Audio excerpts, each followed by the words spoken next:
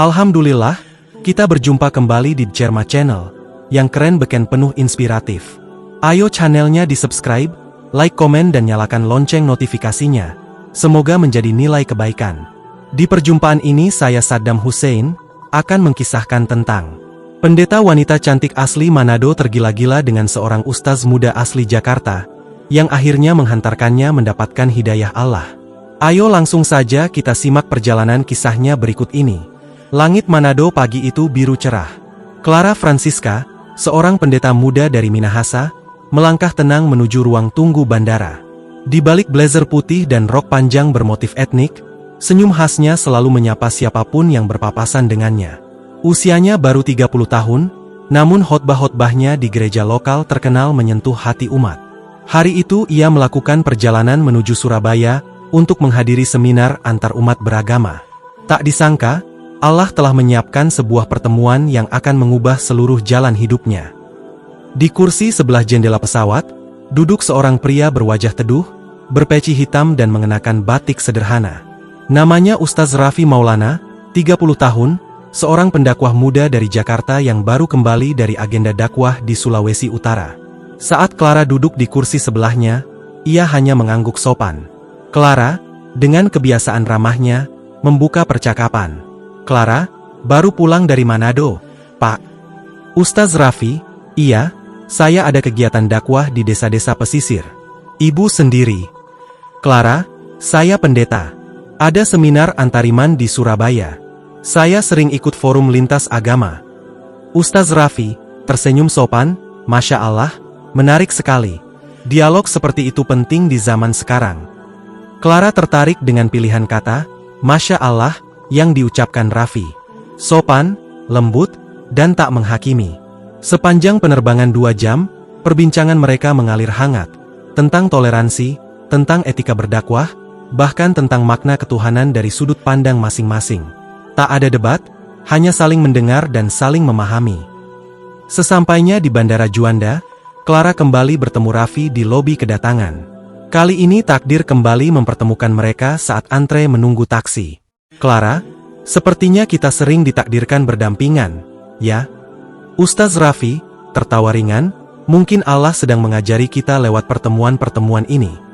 Mereka saling bertukar nomor kontak, awal dari komunikasi yang makin intens. Clara mulai sering bertanya hal-hal tentang Islam, bukan dengan nada ingin membantah, tetapi karena rasa penasaran yang tulus.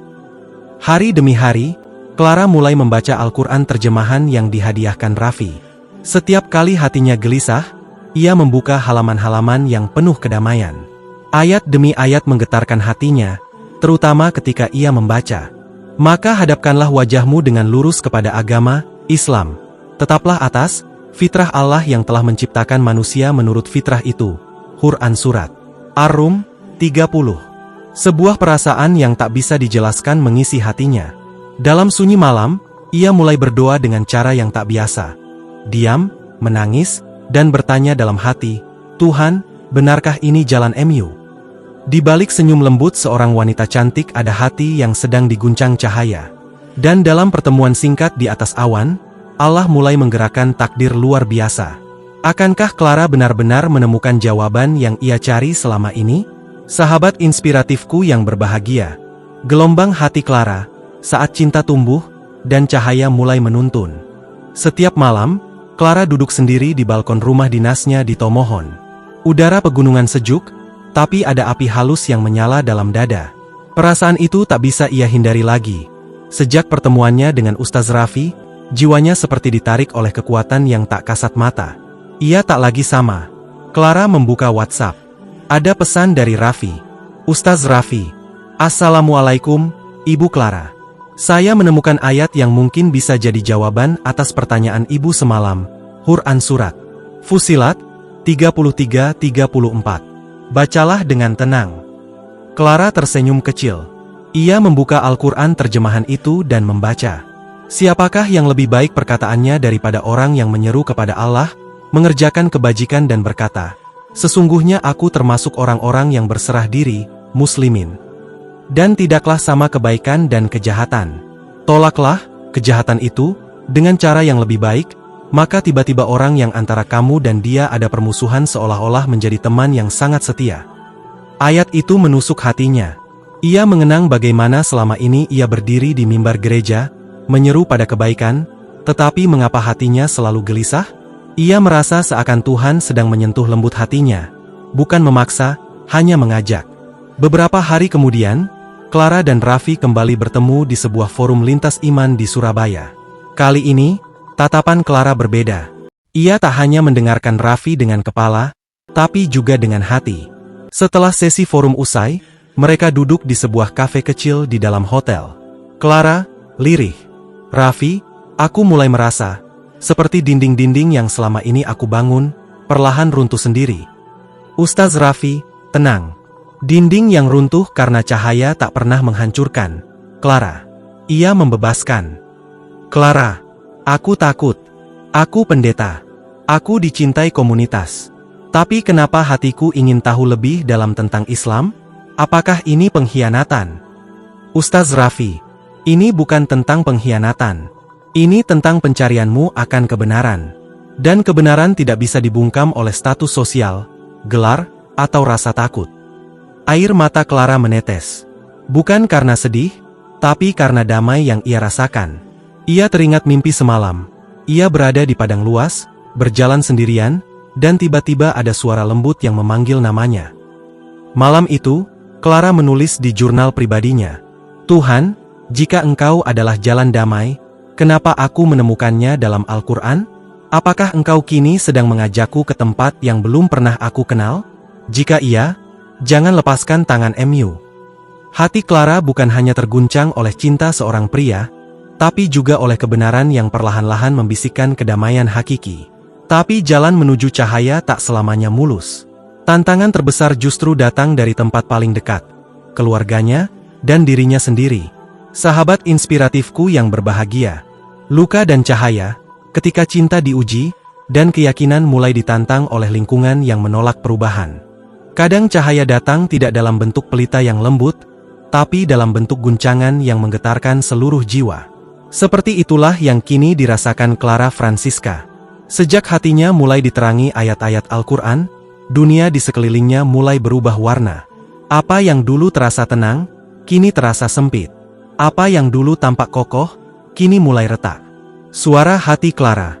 Kenapa setiap aku membuka Al-Quran, aku merasa damai?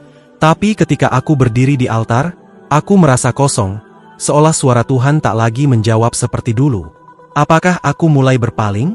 Atau justru aku sedang dipanggil?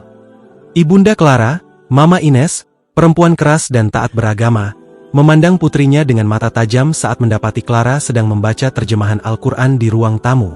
Mama Ines, dengan nada tinggi. Clara, apa ini?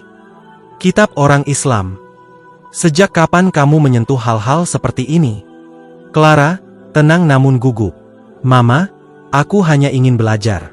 Aku tak sedang mengkhianati siapapun. Mama Ines, menepuk meja. Kamu pendeta? Clara, kamu sudah dibaptis sejak bayi.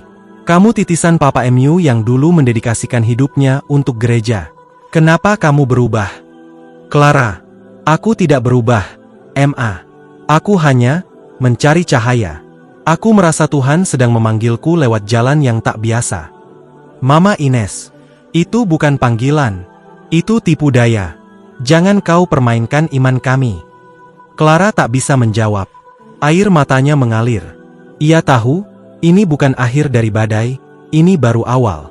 Tapi untuk pertama kalinya dalam hidup, ia merasa yakin dengan sesuatu yang tak bisa dijelaskan oleh logika. Clara menghubungi Raffi dari kamarnya. Ia terlihat lelah tapi teguh. Clara, aku ingin jujur. Raffi, Mama marah besar. Komunitasku mulai curiga. Tapi, aku tidak bisa kembali. Aku tidak bisa membohongi hatiku lagi. Ustaz Raffi, Clara, hidayah itu seperti fajar. Ia datang perlahan tapi pasti. Tapi sebelum fajar menyingsing, langit pasti akan menjadi gelap terlebih dahulu. Clara tersenyum haru. Fajar itu sudah mulai tampak. Aku siap melangkah. Tapi aku takut sendirian. Ustaz Raffi, kau tidak pernah sendiri. Allah bersamamu. Dan aku, insya Allah, akan membersamai jalanmu, jika itu kehendaknya. Mereka terdiam. Tapi dalam diam itu, ada janji yang perlahan mulai terukir. Clara bergumam dalam hatinya. Dulu aku berdiri di altar untuk mengabarkan kasih. Tapi kini aku sedang jatuh cinta pada cinta yang lebih agung. Cinta yang datang dari Tuhan lewat wahyunya. Ketika keyakinan mulai tumbuh, maka ujian akan datang dari semua arah. Tapi cahaya yang sejati tak akan padam hanya karena angin cercaan. Clara kini menapaki jalan menuju kebenaran, dengan luka, air mata, dan kekuatan iman yang mulai tumbuh dari dalam. Sahabat inspiratifku yang berbahagia, pelukan cahaya, tangisan syahadat, saat Clara berdiri di ambang keputusan terbesar dalam hidupnya, meninggalkan segalanya demi sesuatu yang tak bisa dibeli, yakni hidayah. Hijrah bukan hanya perpindahan tempat, tapi perpindahan jiwa. Dari keraguan menuju keyakinan, dari gelap menuju cahaya, dari yang dulu dipuja, menuju yang kini disembah dengan penuh cinta. Clara tahu, keputusannya memeluk Islam bukan akhir. Justru ini awal dari kehidupan barunya, yang akan menuntut keberanian lebih besar. Clara mengemasi barang-barangnya.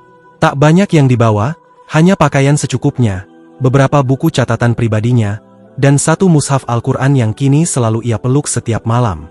Mama Ines berdiri di ambang pintu. Wajahnya tegang. Tak ada pelukan, tak ada air mata. Mama Ines, datar. Jadi kamu benar-benar meninggalkan kami. Clara menunduk. Aku tidak meninggalkan kalian, Mama. Aku hanya mengikuti kebenaran yang aku yakini. Tapi hatiku tetap untuk Mama. Mama Ines, suara gemetar. Bagaimana bisa anakku menjadi seorang murtad? Clara, Mama, aku tidak murtad. Aku hanya berpindah dari keyakinan lama ke kebenaran yang baru. Aku masih mencintai Tuhan, bahkan lebih dalam dari sebelumnya. Mama Ines menangis tertahan. Kamu bukan anakku lagi. Clara tak bisa membalas. Ia hanya menunduk, mencium tangan ibunya, dan melangkah pergi. Dengan setiap langkah, hatinya tercabik. Tapi ia tahu, ada kebebasan yang harus dibayar dengan luka. Bandara Sam Ratulangi, ruang tunggu. Clara duduk sendiri menunggu penerbangan ke Jakarta. Ia menggenggam tas kecilnya erat-erat. Aku tak tahu apa yang menungguku di Jakarta. Tapi aku tahu, Allah telah membuka jalannya. Aku hanya perlu melangkah. Meski sendiri. Meski ditinggalkan. Panggilan boarding terdengar. Clara menatap langit bandara. Ya Allah, aku tinggalkan kampung halamanku karena Engkau ya Allah. Maka tetapkan hatiku, jangan biarkan aku sendiri dalam jalan ini. Sesampainya di Jakarta, Clara disambut oleh pengurus rumah singgah, seorang wanita parubaya berhati lembut bernama Bu Rofiah. Bu Rofiah tersenyum hangat. Selamat datang, Clara. Ini bukan hanya rumah singgah.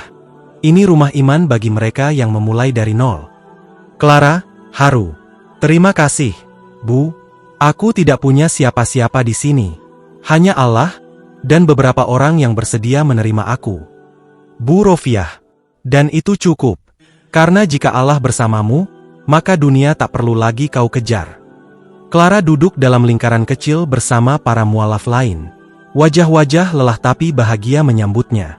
Saat ustazah memberikan kajian, kitab ini tiada keraguan padanya. Petunjuk bagi mereka yang bertakwa. Clara memeluk musyafnya dan menitikkan air mata. Beberapa hari kemudian, Ustaz Raffi datang menjenguk. Mereka duduk di bawah pohon mangga di belakang rumah singgah. Clara, Jakarta seperti tempat asing. Tapi, entah kenapa aku merasa lebih hidup di sini. Ustaz Raffi, karena kau tak sedang bersembunyi lagi. Kau hidup sebagai dirimu yang sebenarnya. Clara, kadang aku ingin menyerah. Tapi setiap kali aku bersujud, aku merasa Allah memelukku. Ustaz Raffi, hijrah bukan soal berpindah tempat, tapi soal membersihkan niat. Dan kau telah melakukannya dengan hati. Clara tersenyum. Raffi menatapnya dengan takzim. Ada cahaya di wajah Clara yang tak pernah ia lihat dulu, cahaya iman. Aku mungkin telah kehilangan rumah lamaku, keluargaku, nama baikku. Tapi aku mendapatkan sesuatu yang tak bisa dibeli, ketenangan. Di Jakarta, aku bukan pendeta. Aku bukan tokoh. Aku hanyalah seorang hamba, yang sedang belajar mencintai Tuhannya dengan sebenar-benarnya cinta. Hijrah Clara bukan hanya kisah seorang perempuan meninggalkan zona nyaman. Ini kisah tentang keberanian mengikuti suara hati meski seisi dunia menentangnya. Tapi Allah selalu bersama orang-orang yang tulus dalam perjuangan. Ijab kabul di atas cahaya, kisah cinta Clara dan Ustaz Raffi yang mengakar dalam iman, bukan hanya perasaan. Pernikahan yang tak hanya menyatukan dua hati, tapi juga dua jalan hidup yang bertemu dalam cahaya Islam. Sahabat inspiratifku yang berbahagia, Jakarta bukan hanya kota baru bagi Clara.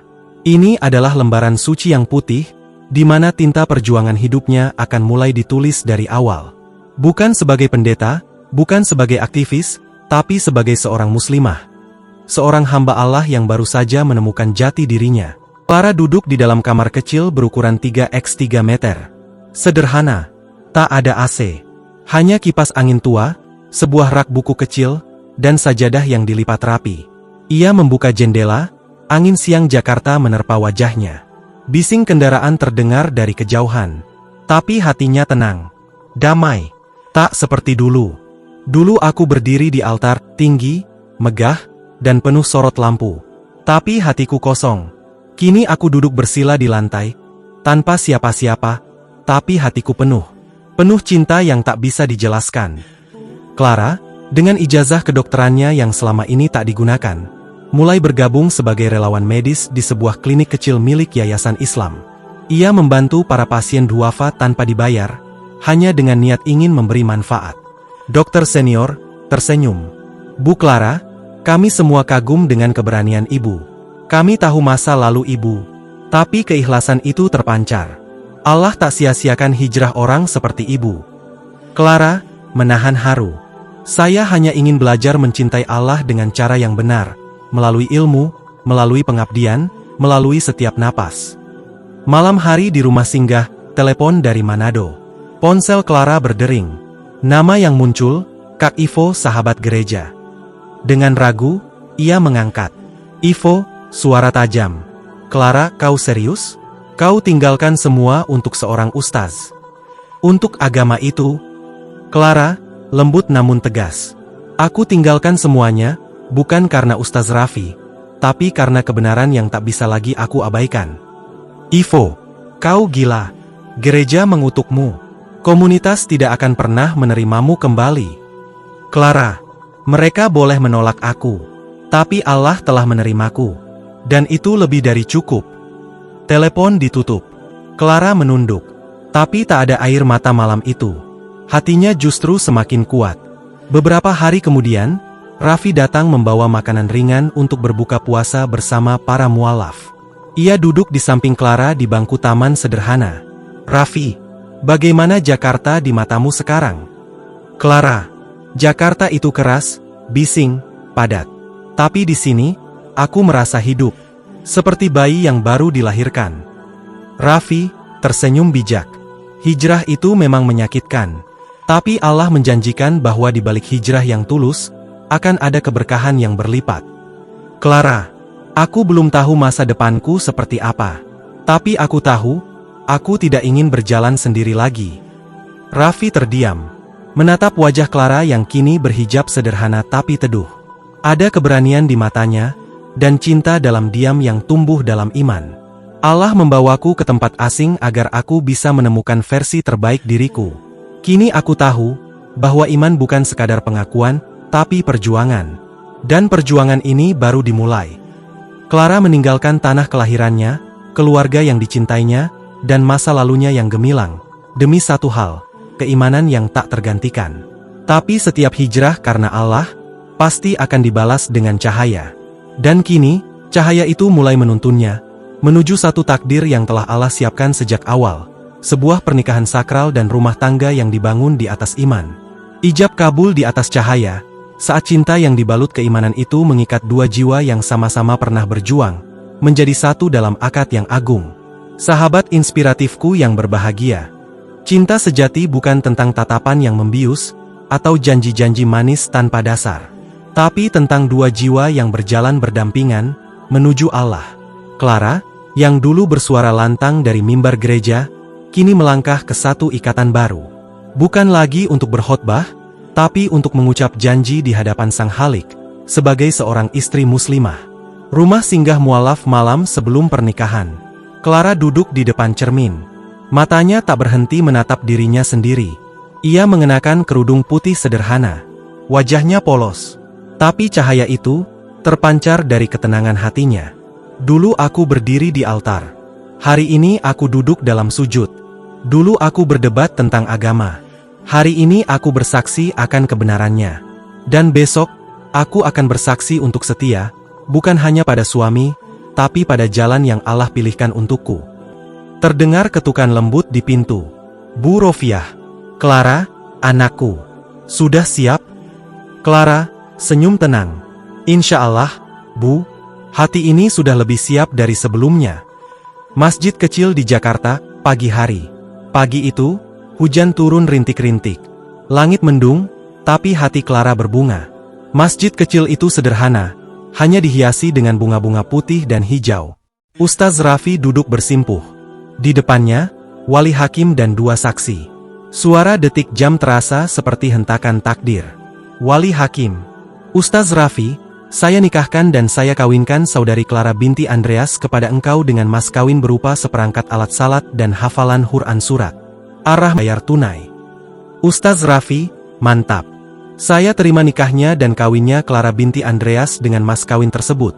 Tunai. Hening sejenak. Lalu tangis kecil terdengar.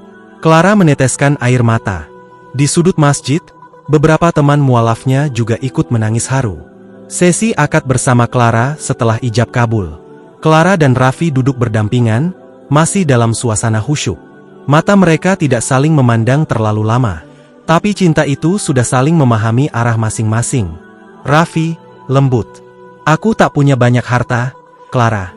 Tapi aku punya ilmu, aku punya keyakinan, dan aku punya janji untuk membimbingmu dalam iman ini. Clara tersenyum lirih. Aku tidak menikahimu untuk dunia. Aku menikahimu untuk kehidupan yang lebih abadi. Dunia ini terlalu sempit untuk cinta yang Allah rahmati. Resepsi sederhana di halaman masjid. Tak ada gemerlap pesta. Hanya makanan sederhana, lantunan nasyid, dan wajah-wajah yang tulus. Clara duduk di pelaminan dengan kerudung putih bersih. Wajahnya bersinar. Beberapa teman gerejanya dulu datang. Ada yang diam. Ada yang menangis. Salah satu dari mereka, Yohana, mendekat pelan.